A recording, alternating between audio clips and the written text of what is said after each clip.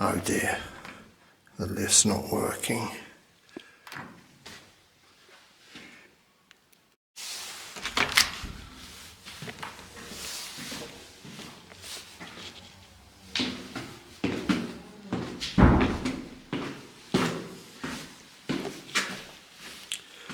The filming may be amateurish, but the walks will be first class. Welcome to TM's London Walks and History. I love walking London. And if you watched this, my TM's London Walks series, well before the end, you will love walking London too.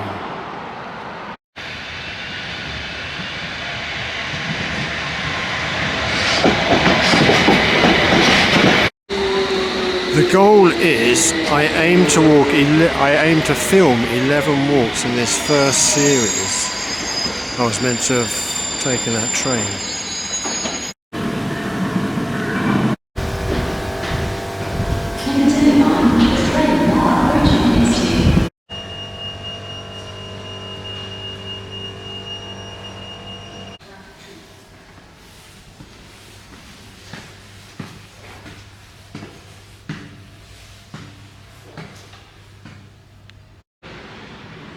This is Russell Square Station. I just walked up the 175 steps of the station's spiral staircase, and when I reached the top I saw that everyone else had used the lift. So that's Russell Square Station, where we start from, with its corporate colours, oxblood. So if you love the colour, just go to your local paint shop and ask for oxblood. Here we are at Russell Square Station. We turn right in Berners Street, going across over Brunswick Gardens to the F.Lamb Museum. Then backtrack and turn right and right again through St.George's Gardens. Cross over to Gray's Inn Road. Turn right, go all the way down, turn right into Guildford Street, and then left into Doughty Street to Charles Dickens Museum.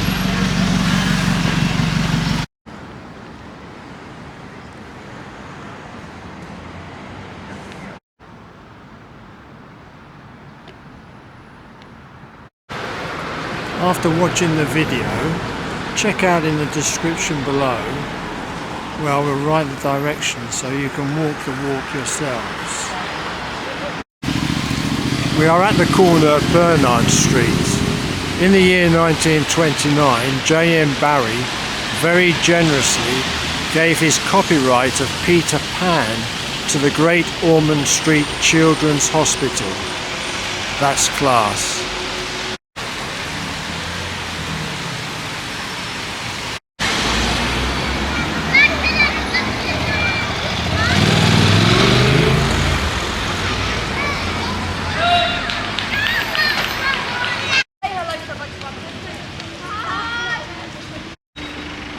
London's two favourite peas, the pigeon, which everyone knows, and the plane tree.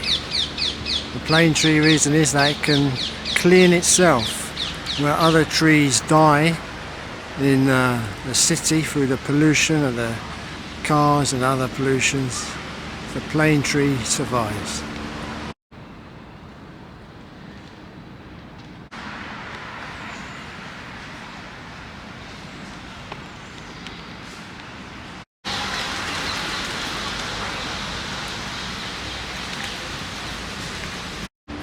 In this walk, we're starting from Russell Square Station and we will be walking to St.Andrew's Church, Holborn.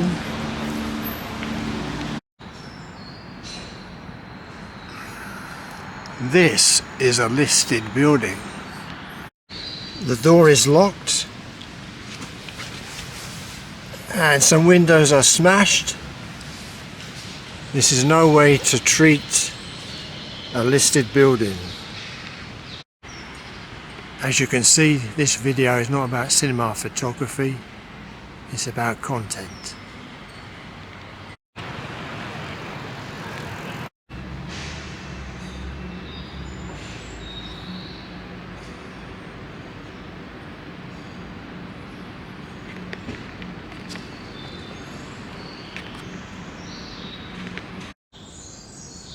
This is Captain Thomas Coram, born in 1668 in Lyme Regis, Dorset. That's 300 years earlier than me. His mother died when he was aged 6. Thomas was sent to sea at the age of 11 by his father for 5 years, before being apprenticed to a shipwright in London. He became a successful shipwright and founded a shipyard in Massachusetts, America. On returning to London, he was appalled by the amount of young children abandoned and starving on the streets of London. At the time, many Londoners lived in abject poverty. Poverty coupled with pregnancy, particularly outside of marriage, often meant destitution for mother and child. It is believed over 1,000 children per year were abandoned on the streets of London. He many times walked these streets of London 10 or 12 miles a day to collect signatures from prominent persons. The Royal Charter of 1739 established the Foundling Hospital. It took Captain Thomas Coram 17 years of hard, relentless campaigning to obtain it. Captain Thomas Coram was granted a royal charter in October 1739 from King George II, and the Foundling Museum is well worth a visit. This mitten is a piece of art.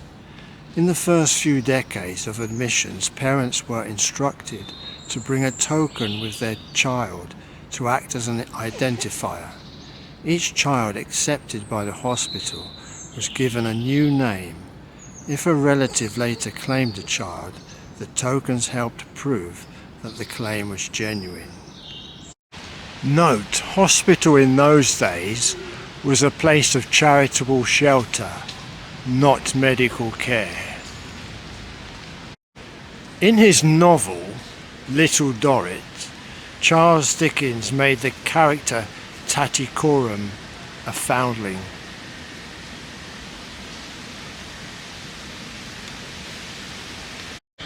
The first premises found for the Foundling Hospital was in Hatton Garden before the charity moved here. After starting the Foundling Hospital in Hatton Garden, the committee almost immediately realised they needed a larger plot with an outdoor area for children to exercise in. The committee purchased this site here, 2 large fields of 56 acres belonging to the Earl of Salisbury, after some negotiation for £7,000. The Earl of Salisbury then hands the committee a donation of £500, making the Earl of Salisbury look very good, rather than just sell him for £6.5 grand. And he was good, and it secured his place in the history books. Obviously a smart man, that Earl of Salisbury. Mecklenburgh Square only ever had 3 sides, like its mirror image Brunswick Square, now all rebuilt and dominated by the futuristic looking Brunswick Centre.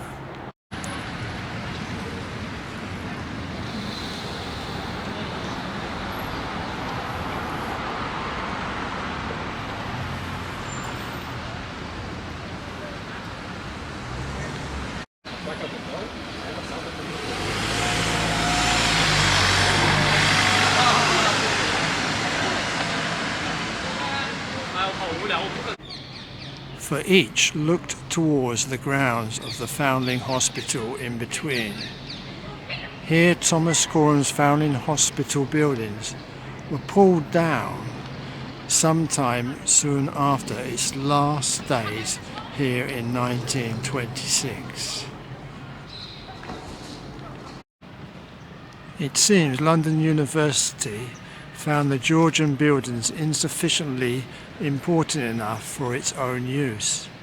Sadly, negatively, Bloomsbury's institutions of learning have been responsible for much of the 20th century destruction of the area's architectural inheritance.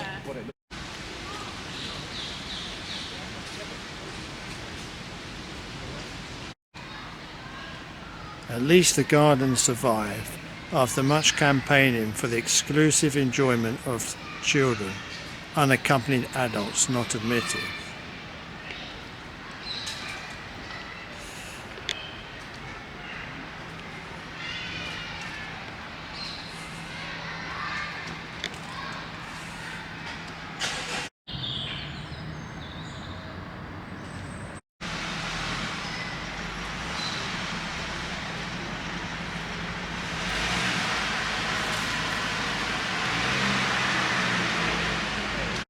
The entrance gates remain from the original 1740s hospital buildings.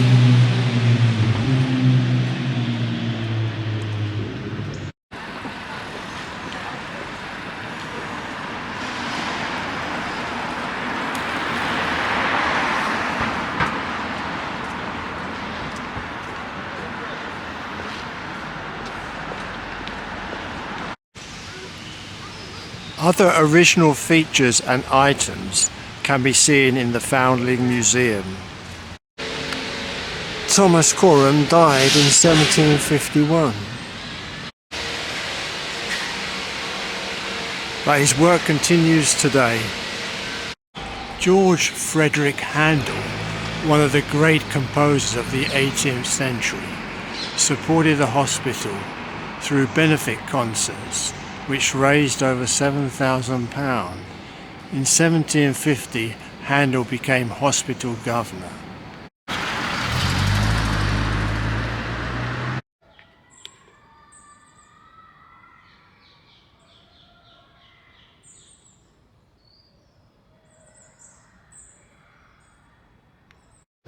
This wonderful 1898 Greek statue was formerly at the Apollo Inn on Tottenham Court Road, but was brought here when the inn was demolished. St. George's Gardens is now public space, but once was used by both St. George the Martyr, Holborn, and St. George's, Bloomsbury, as a shared burial ground. This path of stones divides the two churches' burial grounds.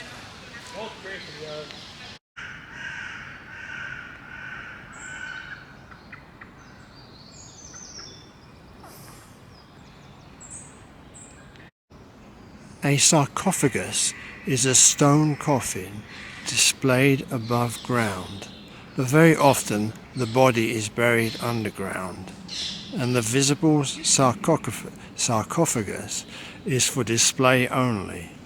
But whether inside or underneath lies Anna Gibson, daughter of Richard Cromwell, son of Oliver Cromwell.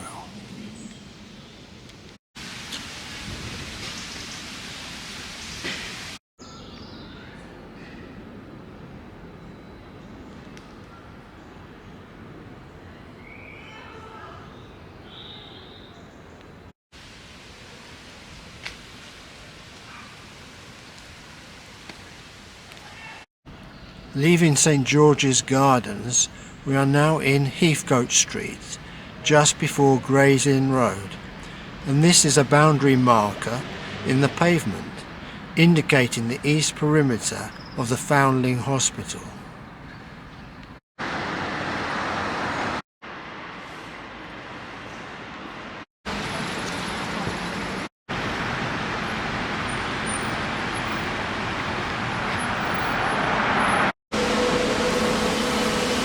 the Welsh Centre here in Gray's Inn Road. Here at number 143 Gray's Inn Road, in the year 1897, Annie Carew was born. Who was Annie Carew? My nan. Her family had 2 rooms on one floor and the other families lived on the other floors. They all shared the bathroom and toilet. Her mum, Hannah Harriet Connor, was a tailoress and dressmaker. Her father, Louis Carew, was a market porter at Smithfield who could carry a pig on each shoulder. After work, I'm sure, he had a drink in the Cowthorpe Arms. Thirsty work being a porter. Here earlier, in 1833, only 4 years after the creation of the Metropolitan Police Force, one of its first officers to be murdered on duty died here. I say murdered, but the jury gave a verdict of justifiable homicide because the police did not read the Riot Act before tackling a protest following a demonstration in nearby Clerkenwell against poverty, low wages, rising prices.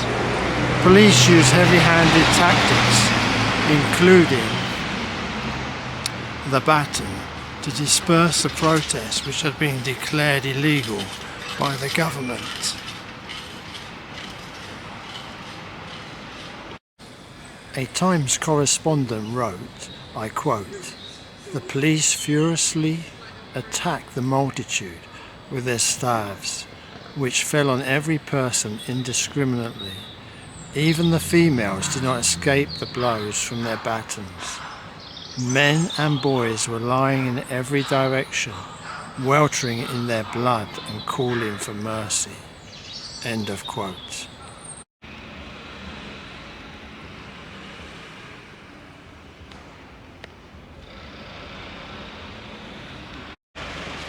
But the people fought back, despite many being hurt in the fracas.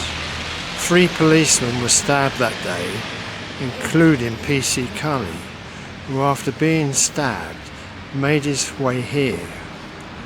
Walked into the pub, he said something and dropped dead.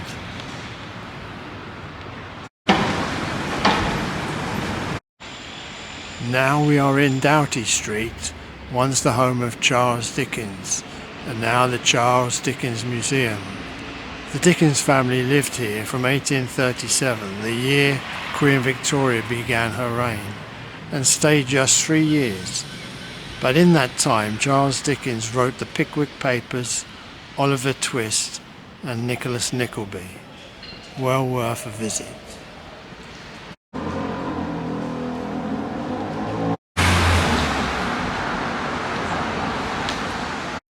Number 48 Doughty Street is the only permanent residence of the novelist in London to have survived. The museum contains a wealth of memorabilia while preserving the home as in Dickens' day.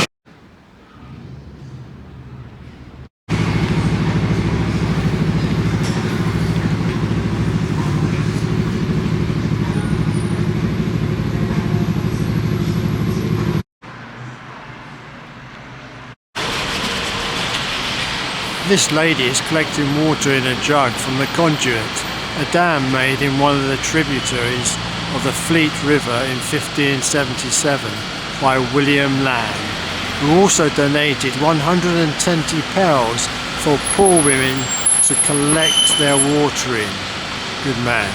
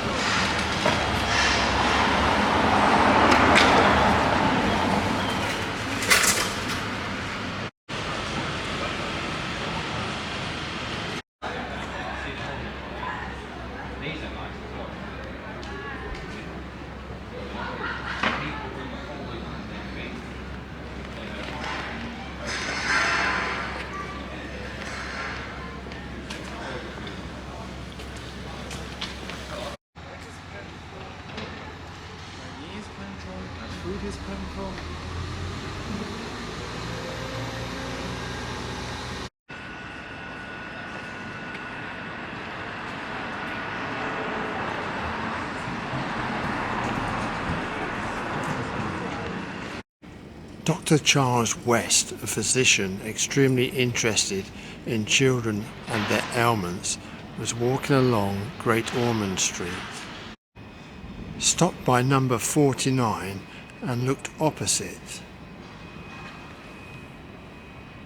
and decided, there is where I am going to start the future children's hospital. He said that the property can be had cheap, and this district was teeming with poor.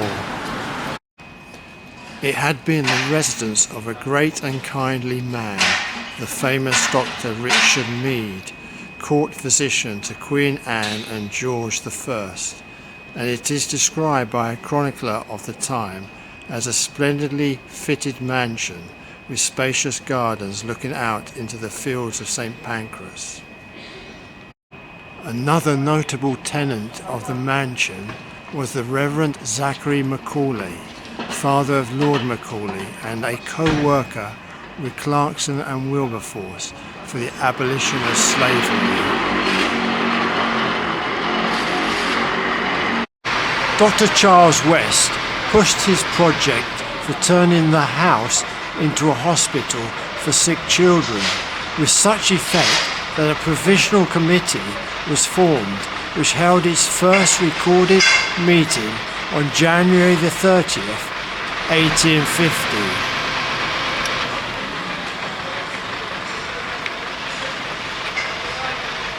Under the presidency of the philanthropic banker Joseph Hall. As a practical outcome of these and other meetings, the mansion and grounds were bought and the necessary alterations were made to adapt them for their purpose.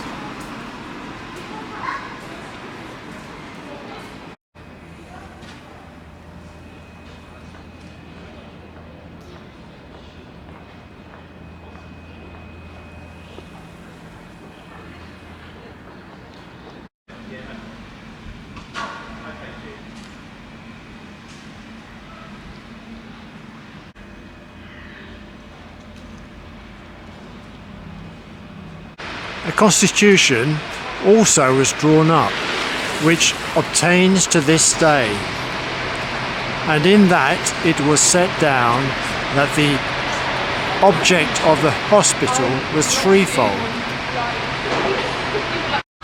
1. The medical and surgical treatment of poor children. 2. The attainment and diffusion of knowledge regarding the diseases of children. And 3. The training of nurses for children. And so, in the February of 1852, the hospital for sick children was opened.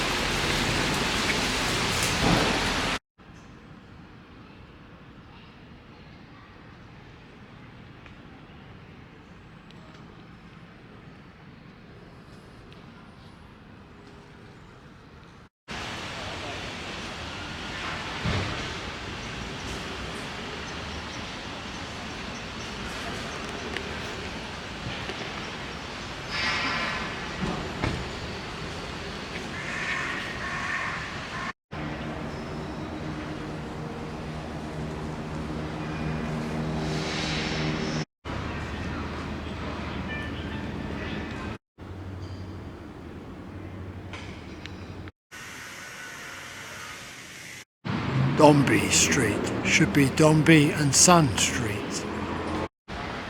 Here in Richbell Place, my great-grandfather, Louis Carew, the Smithfield porter, he was living here at number 14, Richbell Place, at the time of his second marriage to Hannah Harriet Connor, who was living at number 4 Richbell Place. Neither home exists anymore due to the World War II bombings.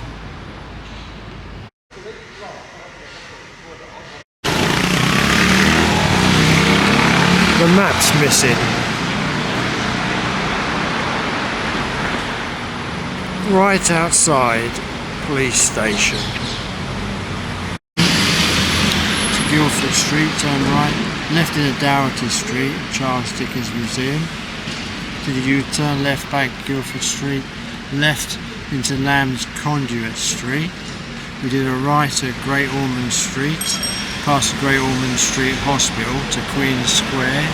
Did a U-turn, right Orde Hall Street, then left Dombey Street, right Lamb Conduit Street again. That's where we are now. We crossed over, went Lamb Conduit Passage to Red Lion Square, then made our way across to Grays Inn, across there, Grazing Road to Hatton Garden.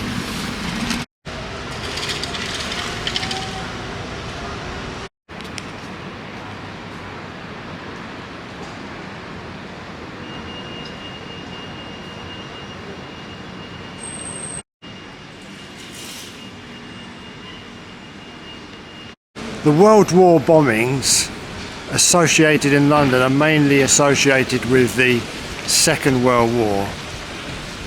But there's plenty of bombing in the First World War. A Zeppelin air raid in the First World War made a direct hit on this pub, the Dolphin Tavern, destroying the pub.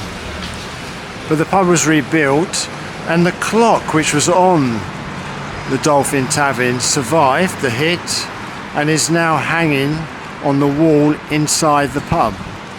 Another great London pub.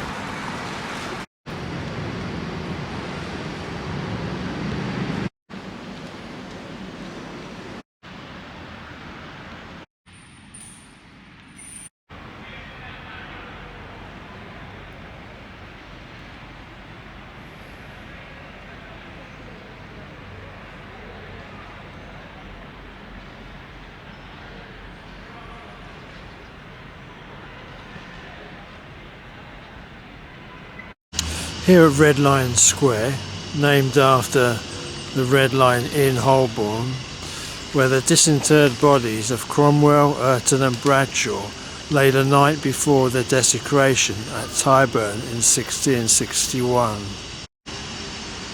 Charles II had ordered the bodies of the 3 signatories of his father's death warrant, who had died of natural causes, to be exhumed and then tried at Newgate.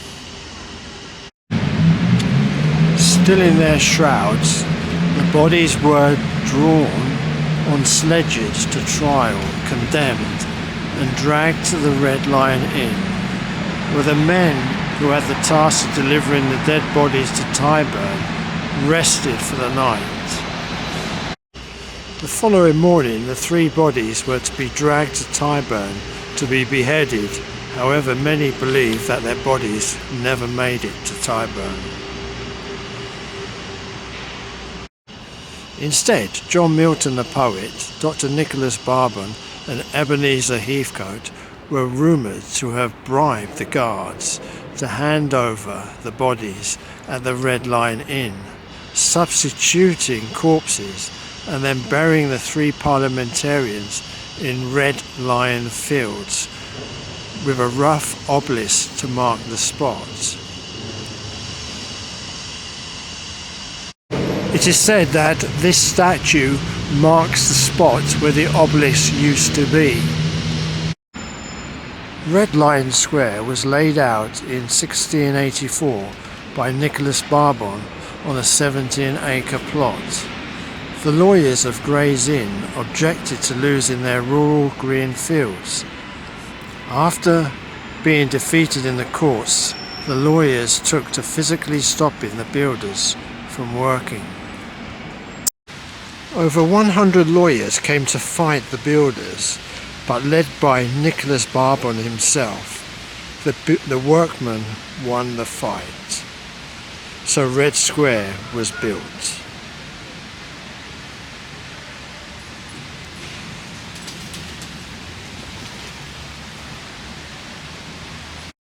I mean, Red Lion Square was built.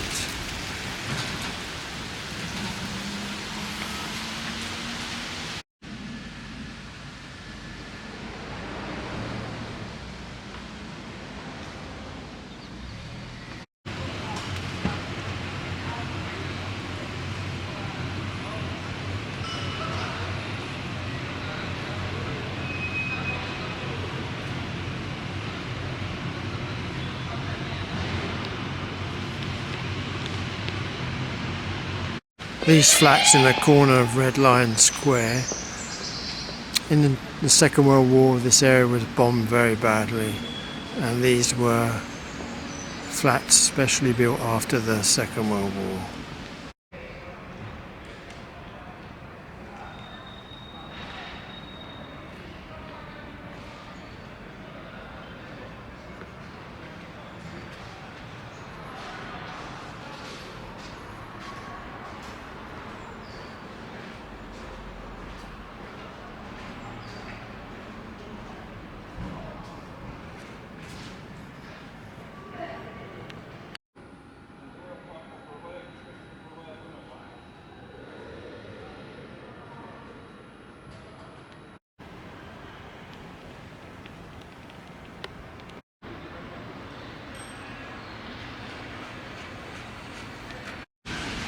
The difference in colour shows which buildings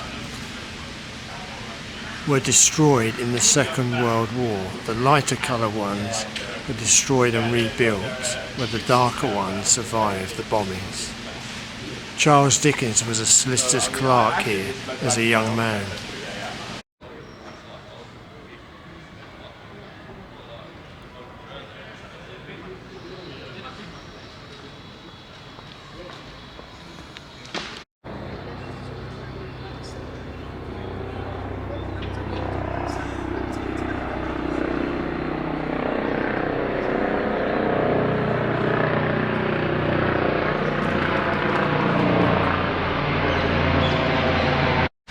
The inn dates back to the 14th century or even earlier, originally, as the name inn suggests, a place for eating and lodging places for students of law.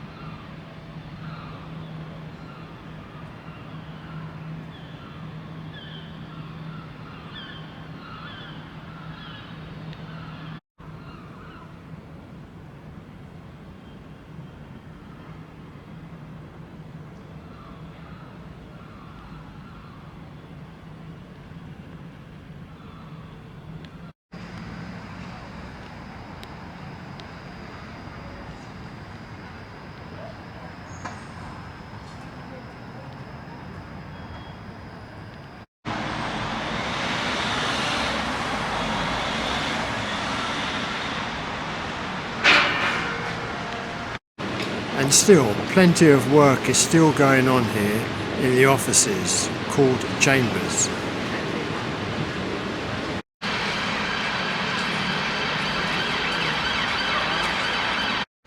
This is St. Albans the Martyr, built 1860s.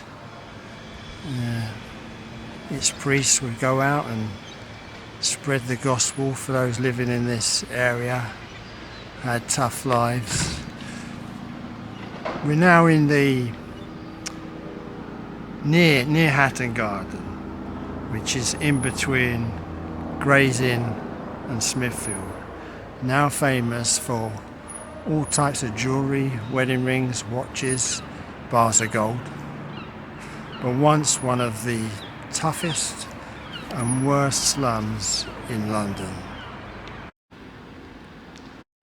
The church of St. Alban the Martyr, built in the early 1860s, focused on spreading the Gospel's good news. Among these tough people whose lives were very hard, many of its people were involved in criminality.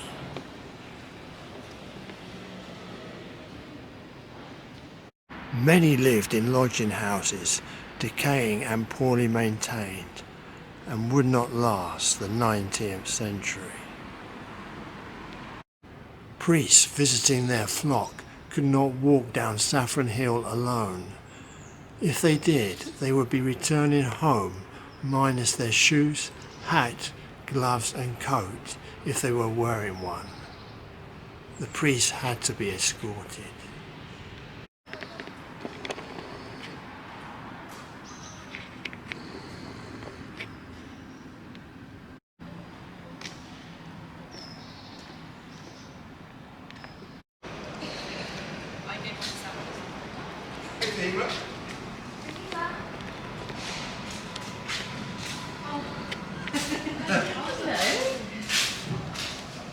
An officer of the law would not dare to walk here alone either.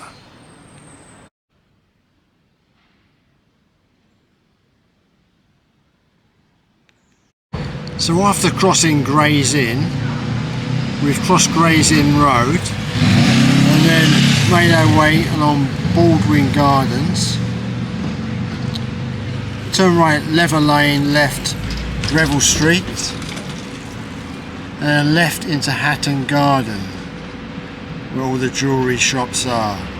At the top of Hatton Garden, we're turning right, Clerkenwell Road. On the left would be the Italian church. Then we immediately turn right down Saffron Hill. All the way, or very near to the bottom of Saffron Hill, we will cross over, it's not on this map, we'll cross over Bleeding Heart Yard, through Bleeding Heart Yard, through Ely Place to St.Andrew's Church, Holborn.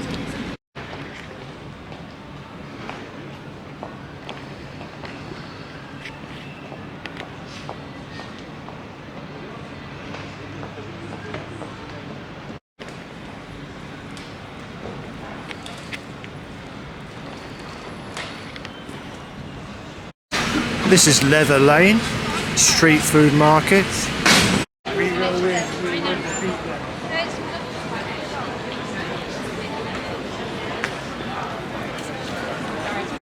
Number 88 to 90 Hatton Garden was the scene of a famous daring robbery carried out by a gang of old age pensioners during the Easter weekend of 2015.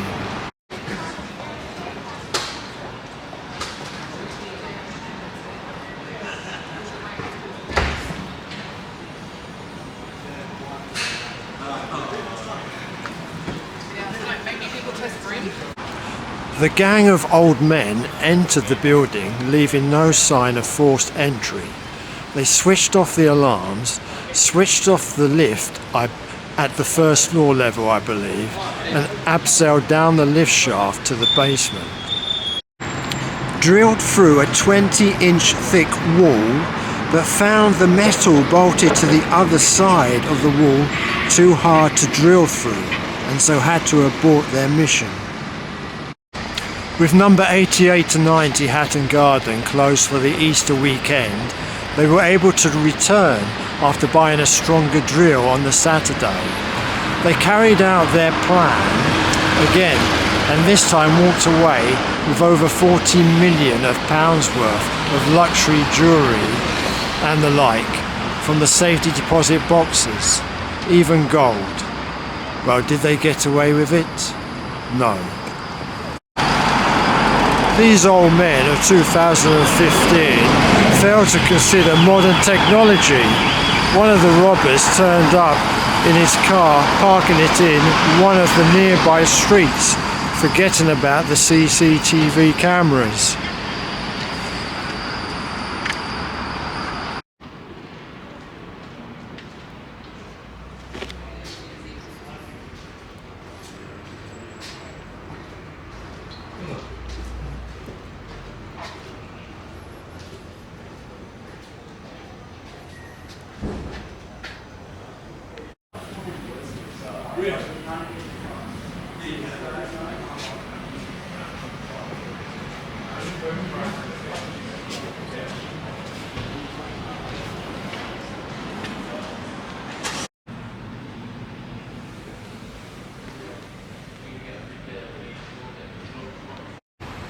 Through this they traced the owner, followed him to his local pub, then with microphones the police listened to him talk with fellow members of the gang, talking openly about the Hatton Garden robbery over a pint.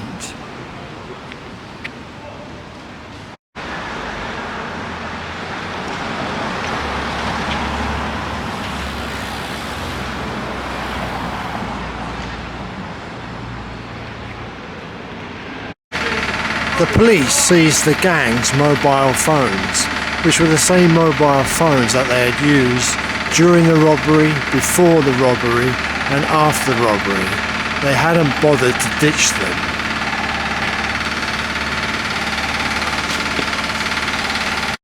Through these, the police caught all the gang but one, who I believe they caught later.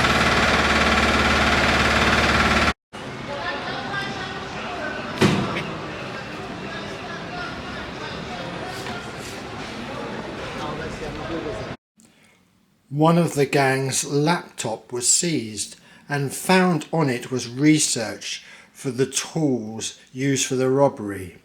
Amazing it had not been deleted. All were found guilty.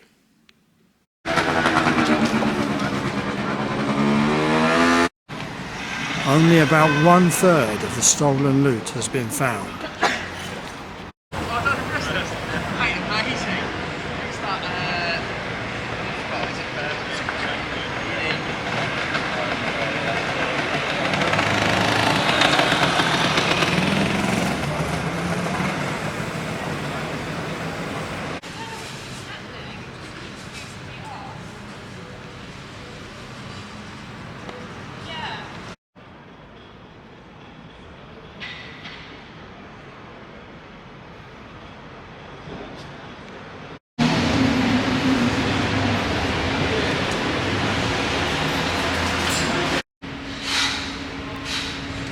Maxim invented the machine gun on these premises.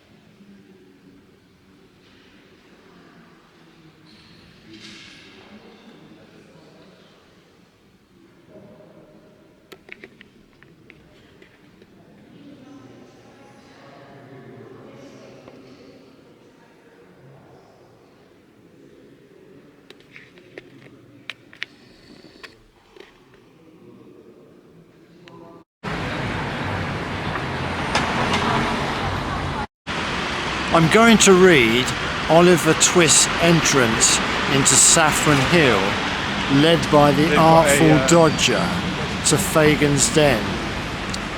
From Oliver Twist, the novel by Charles Dickens. Although Oliver had enough to occupy his attention in keeping the sight of his leader, he could not help bestowing a few hasty glances on either side of the way as he passed along.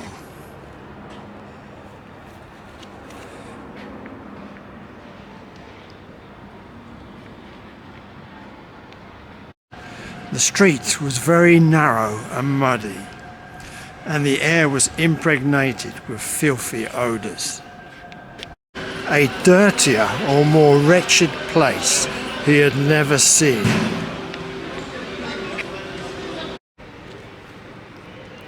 Covered ways and yards, which here and there diverged from the main street, disclosed little knots of houses, where drunken men and women were positively wallowing in the filth, and from several of the doorways great ill-looking fellows were cautiously emerging, bound to all appearance upon no very well disposed harmless errands.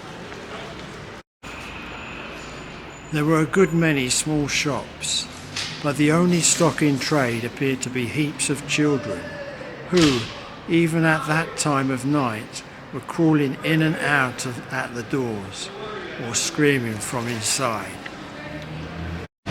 The sole places that seemed to prosper amid the general blight of the place were the public houses, and in them the lowest orders of Irish, who generally the lowest orders of anything were wrangling with might and main.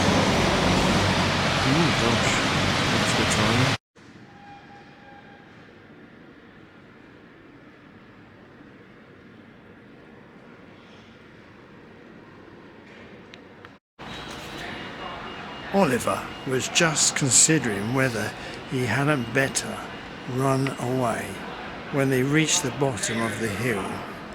His conductor, catching him by the arm, pushed open the door of a house near Field Lane and, drawing him into the passage, closed it behind them.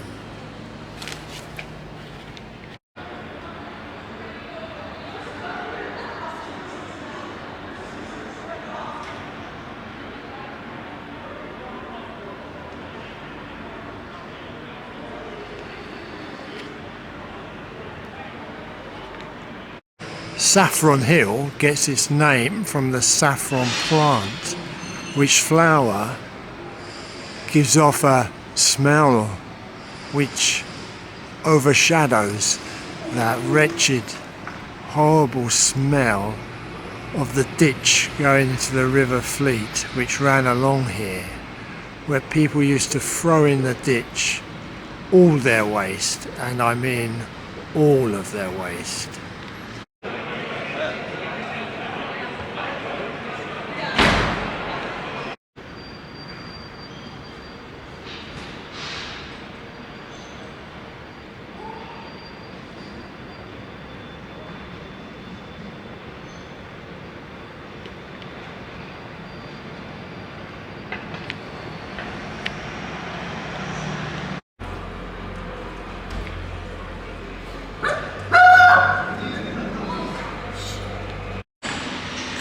I'm in Saffron Hill and I'm looking for 110 Saffron Hill. My great-grandfather Louis Carew was living at 110 Saffron Hill, then Great Saffron Hill, at the time of his marriage to his first wife Mary Donovan, both good Irish names, who was also living here in Great Saffron Hill. They married in 1887. Down the end there is Little Saffron Hill, or what was Little Saffron Hill, just past the 1 Ton pub, which is in Charles Dickens' Oliver Twist. And I believe I found number 110. Oh dear.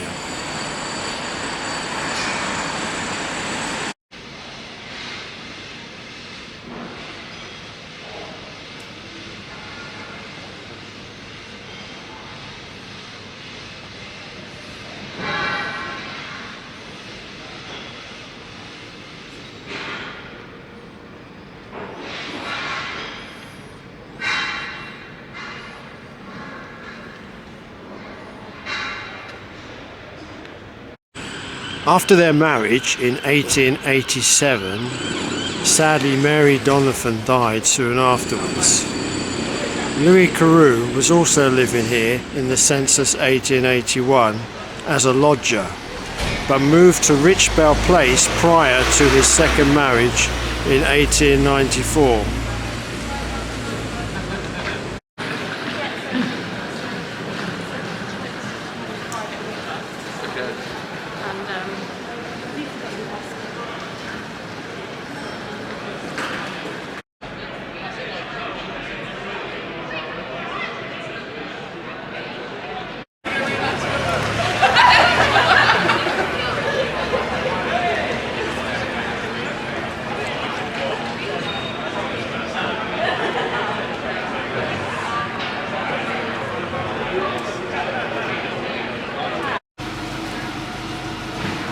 In the obscure parlour of a low public house, situate in the filthiest part of Little Saffron Hill, a dark and gloomy den, where a flaring gaslight burnt all day in the winter time, and where no ray of sun ever shone in the summer. There sat, brooding over a little pewter measure and a small glass, strongly impregnated with the smell of liquor, a man in a velveteen coat, drab shorts, half boots and stockings, whom even by that dim light no experienced agent of police would have hesitated for one instant to recognise as Mr. William Sykes. At his feet sat a white-coated, red-eyed dog, who occupied himself alternately in winking at his master with both eyes at the same time, and in licking a large fresh cut on one side of his mouth, which appeared to be the result of some recent conflict. Fagin, in Oliver Twist, enters Saffron Hill from the opposite end from Oliver's arrival. Charles Dickens describes it fully.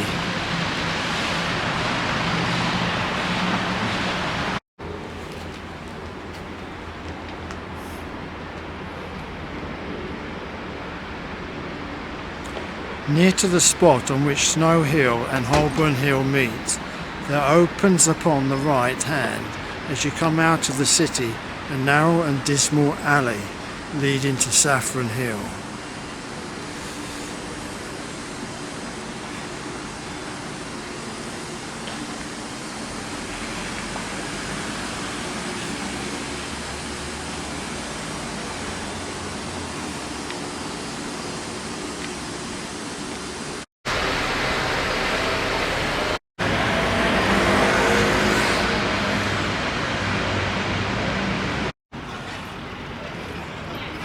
Confined as the limits of Field Lane are, it has its barber, its coffee shop, its beer shop and its fried fish warehouse.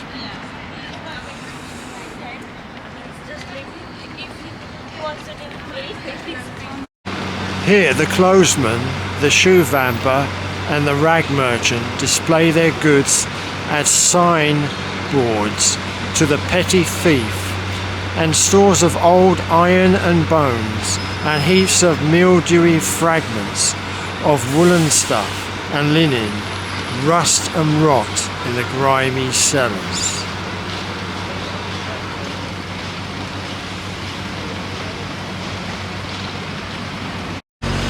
In its filthy shops are exposed for sale huge bunches of second-hand silk handkerchiefs of all sizes and patterns, for here reside the traders who purchase them from pickpockets. Hundreds of these handkerchiefs hang dangling from pegs outside the windows or flaunting from the doorposts, and the shelves within are piled with them. It is a commercial colony of itself, the emporium of petty larceny, visited at early morning and setting in of dusk by silent merchants who traffic in dark back parlours and go as strangely as they came.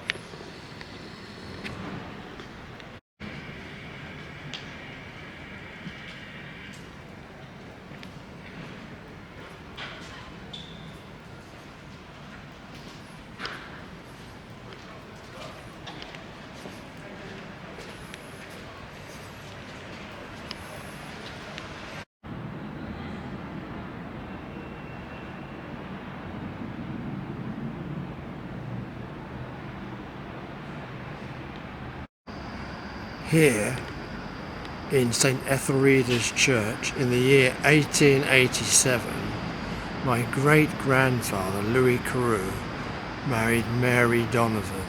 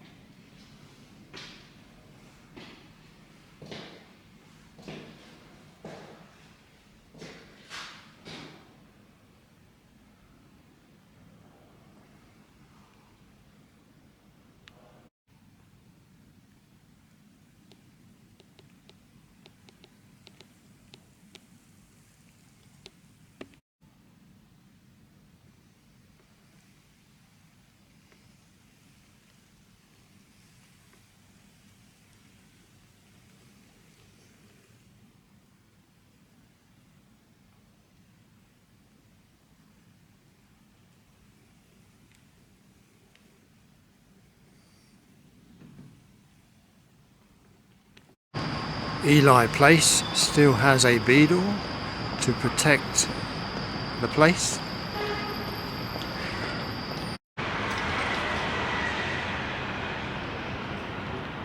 And this is St.Andrew's Church, Holborn. Inside is the tomb where lies Captain Thomas Coram, a true London hero.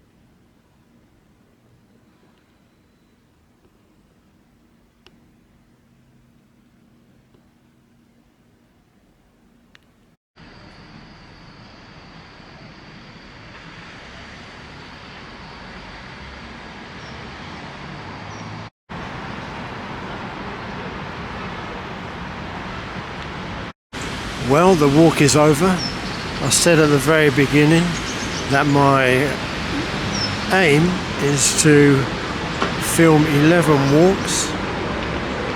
Will I do it? The only way you'll know is if you subscribe to the channel. Click subscribe. So after finishing the walk at St. Andrew's, Holborn, you can either turn left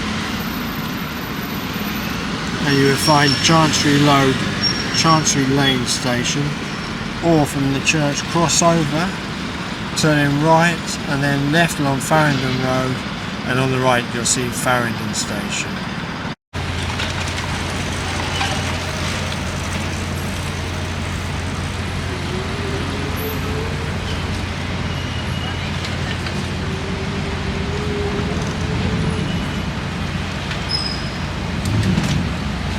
Commute to work.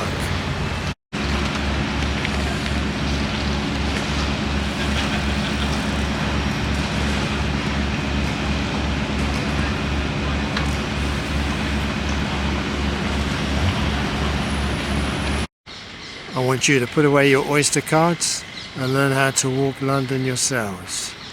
Learn about London's history, London's people, London's streets. Come to love London.